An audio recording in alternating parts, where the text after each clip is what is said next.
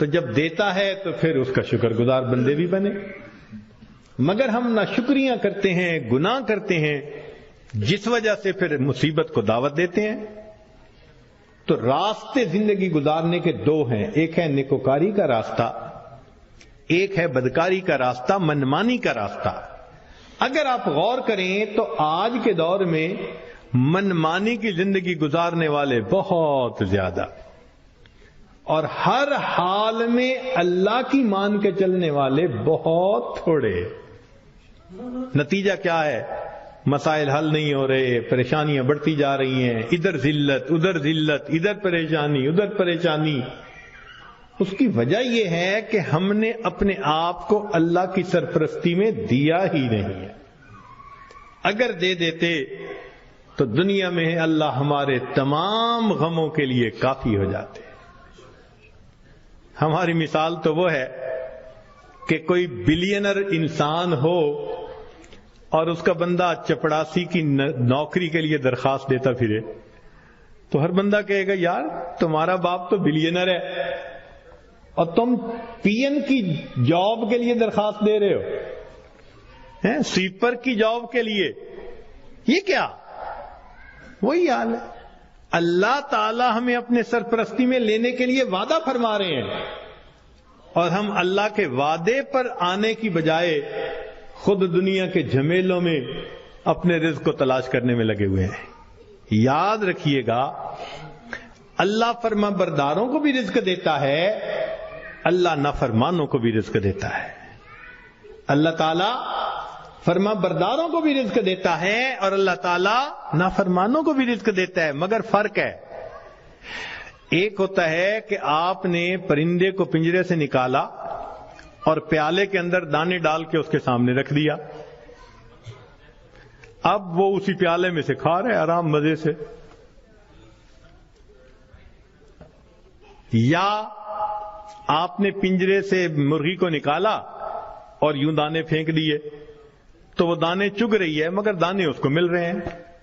یہ ہے اللہ فرما برداروں کو رزق دیتا ہے، کسی کا ایک ہی جگہ، کسی کا ٹریولنگ کے ساتھ، ادھر بزنس ادھر امپورٹ ادھر ایکسپورٹ، مگر اللہ تعالیٰ رزق دیتا ہے ان کو. یہ رزق ملتا ہے فرما برداروں کو. اور ایک رزق ہوتا ہے کہ آپ نے اگر چوہے کو پھنسانا ہو تو اس کو بھی تو آپ کنڈی کے اندر گوشت کا ٹکڑا لگا کے رکھتے ہیں، پنیر کا ٹکڑا. یہ بھی رزق تو مل رہا ہے نا، مگر کس کے لیے؟ کہ یہ ہمیشہ کے لیے پھنسے قابو آئے. تو نافرمانوں کو بھی اللہ رزق دیتے ہیں مگر چوہے کی طرح کہ یہ پکڑا جائے گا اس کی گت بنائیں گے. اب ہم سوچیں کہ ہم فرما برداروں کا رزق لیتے پھر رہے ہیں یا نافرمانوں کی طرح رزق کماتے پھر رہے ہیں. معاملہ تو ہمارے اوپر ہے. اللہ تعالیٰ فرماتے ہیں الیس اللہ بکاف عبدا، کیا اللہ اپنے بندے کے لیے کافی نہیں ہے؟ کتابوں میں لکھا ہے اے بندے ایک تیری مرضی ہے ایک میری مرضی ہے، اگر تو چاہے کہ تیری مرضی پوری ہو میں تجھے تھکا بھی دوں گا، تیری مرضی کو بھی پورا نہیں ہونے دوں گا. اور اگر تو چاہے کہ میری مرضی پوری ہو تو میرے بندے میں تیرے کاموں کو بھی سنوار دوں گا، تجھے رزق میں بھی وسعت عطا فرما دوں گا. تو اللہ کی مان کے ہم چلیں تو اللہ ہمارے سارے مسئلوں کو حل کر دیں گے، کیونکہ ہم پھر اللہ کی سرپرستی میں آ چکے ہوں گے. اللہ تعالیٰ قرآن مجید میں فرماتے ہیں وعد اللہ الذین آمنوا منکم وعملوا الصالحات لَيَسْتَخْلِفَنَّهُمْ فِي الْأَرْضِ.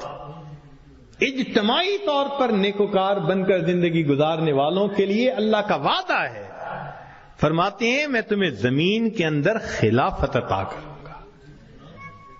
وَلَيُمَكِّنَنَّ دِينَهُمُ الَّذِي ارْتَضَىٰ لَهُمْ وَلَيُبَدِّلُنَّهُمْ خَوْفَهُمْ أَمْنًا. اور اللہ ان کے خوف کو امن میں بدل دیتے ہیں. پھر اللہ تو وعدہ فرما رہے ہیں، وعد اللہ کا وعدہ ہے. آج بندہ وعدہ کر دیتا ہے تو اتنا یقین، کیا اللہ کے وعدوں پہ ہم یقین نہیں کرتے؟ تو ہمارے زندگی کی کامیابی کا ایک ہی طریقہ ہے کہ ہم اللہ کے وعدے پر بھروسہ کر کے عہد کریں کہ اللہ آج کے بعد ہم نے نافرمانی نہیں کرنی۔ اب سوال پیدا ہوتا ہے کہ ہم صالحین میں شمار کیسے ہو سکتے ہیں؟ بہت آسان ہے، ذہن سے گناہ کے ارادے کو ختم کر دیجئے، ذہن سے گناہ کے ارادے کو ختم کر دیجئے۔ اللہ میں نے آپ کے کسی حکم کی نافرمانی نہیں کرنی، اور جو کر چکا میں توبہ کر رہا ہوں۔ تو پہلا قدم کہ آئندہ گناہ کی نیت کو ذہن سے نکال دینا، اور دوسرا کہ اگر پھر گناہ ہو جائے تو پھر توبہ کرنا۔ بس یہ دو کام کر لیجئے۔ ایک، ابھی اسی وقت پچھلے تمام گناہوں سے سچی توبہ کی نیت کر کے عہد دل میں کر، اللہ آئندہ میں آپ کی مان کے چلوں گا، ہر کام آپ کے نبی علیہ السلام کی سنت کے مطابق کروں گا، دین کے مطابق کروں گا، شریعت کے مطابق کروں گا، من مانی نہیں کروں گا۔ اور اگر بالفرض پھر گناہ ہو جائے تو پھر توبہ کرے۔ جو ایسا کرے گا وہ نیکوکاروں میں شمار ہوگا اور وہ اللہ کی سرپرستی میں آ جائے گا۔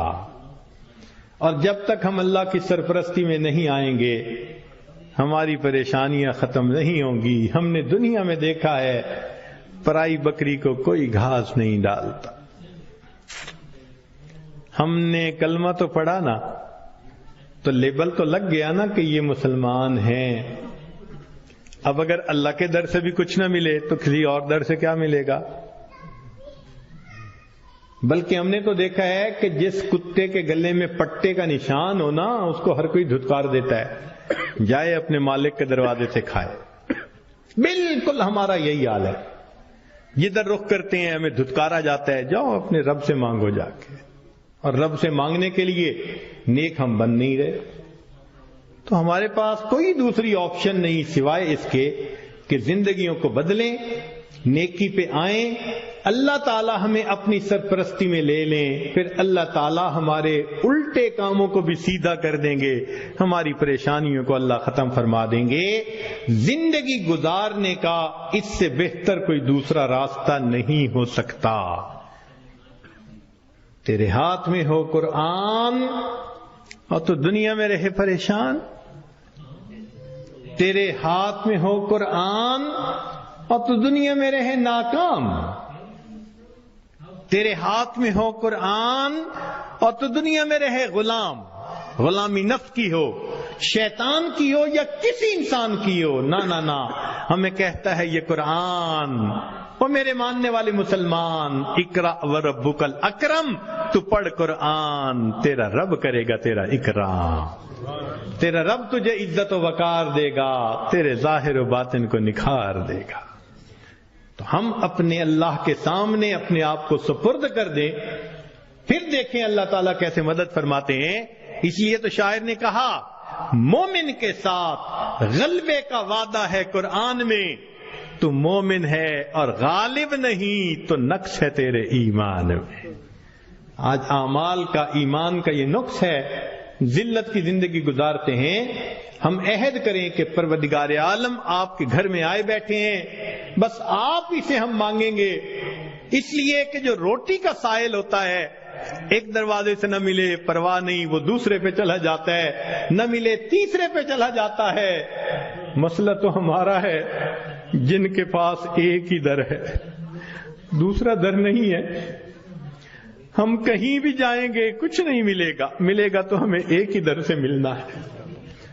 تنگ دستی کے جو عالم میں گھبراتا ہوں، تنگ دستی کے جو عالم میں گھبراتا ہوں، پردرے غیر پہ جاتے ہوئے کتراتا ہوں، ہاتھ پھیلانے میں محتاج کو غیرت کیسی، شرم آتی ہے کہ بندہ تیرا کہلاتا ہوں۔ اللہ بندہ آپ کا کہلاؤں اور غیر کے در پہ جاؤں، ایمانی غیرت گوارا نہیں کرتی۔ بس اللہ آج توبہ کر لی، تم ہی سے مانگیں گے، تم ہی دو گے، تمہارے در سے ہی لو لگی ہے۔ پروردگار عالم ہماری توبہ کو قبول کر لیجئے، ہمارے سرپرست بن جائیے، در در کے دھکے کھانے سے بچا لیجئے۔ مولا گناہ کر کر کے تھک گئے ہیں، بس اب آپ اپنی سرپرستی میں لے لیجئے اور آئندہ نیکوکاری کی زندگی عطا فرما دیجئے۔ وآخر دعوانا ان الحمد للہ رب العالمین۔